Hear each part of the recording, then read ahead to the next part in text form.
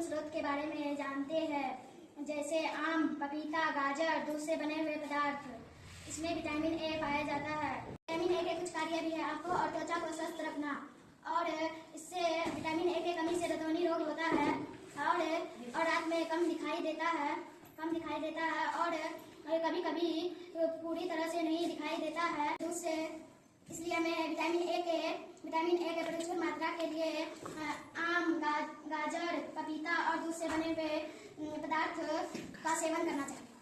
आज हम vitamin B के बारे में कुछ महत्वपूर्ण जानकारी देते हैं।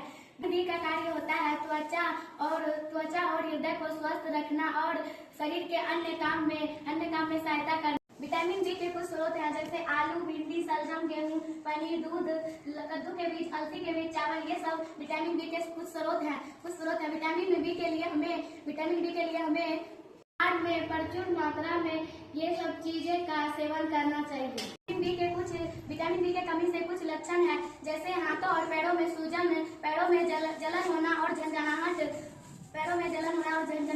सांस लेने में परेशानी होना। इस प्रकार हम विटामिन बी के बारे में आपके सामने कुछ जानकारी देंगे।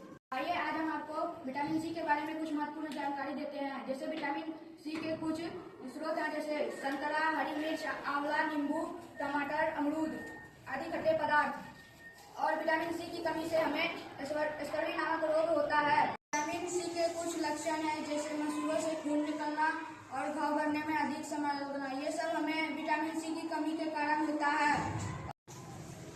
और विटामिन सी हमारे शरीर को रोगों से बचाता है। इसलिए हमें इन सभी चीजों का रोज सेवन करना चाहिए, जिससे हमारी प्रतिरोधक क्षमता बढ़ सके। आज हम आपको विटामिन डी के बारे में कुछ महत्वपूर्ण जानकारी देते हैं। कुछ कार्य हैं, अस्थि और दांतों को स्वस्थ रखता है। विटामिन डी के कुछ स्रोत हैं, जैसे अंडा, मक्खन, खाद्य मशरूम, दूध, मछली और सूर्य के प्रकाश में ज्यादा विटामिन डी होता है। हमारे शरीर के लिए बहुत आवश्यक है। यह हमारे शरीर में बहुत हड्डियों को स्वस्थ रखता है। की कमी से रिकेटस की बीमारी होती है, जिससे हड्डियां कमजोर हो जाती है। कमजोर होना और दांतों का